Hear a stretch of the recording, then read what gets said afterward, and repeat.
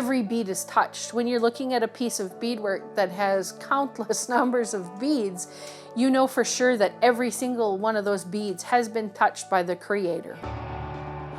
The more that I got into beading, the more I found that there was so much more of a story to be told behind these pieces.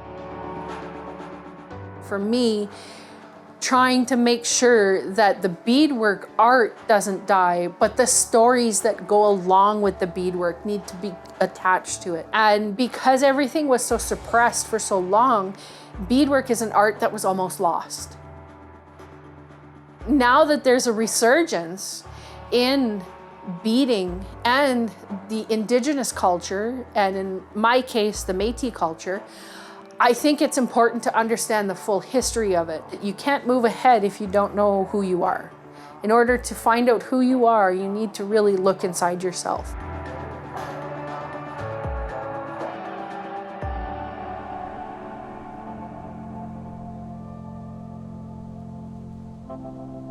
I like to share the Métis culture and history through beadwork. And what that means is basically, I want to share the stories that are told through beadwork.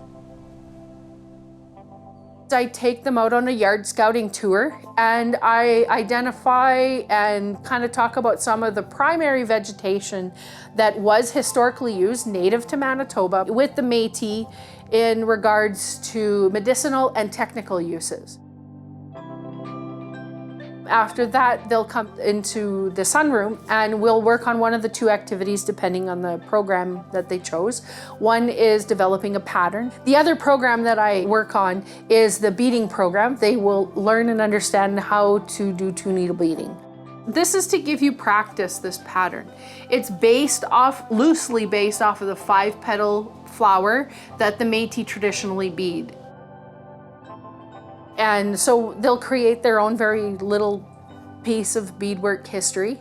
And then after that, we'll go outside and we'll be able to enjoy the Métis charcuterie board that I have prepared for them. We can talk about maybe what they're taking away from the day.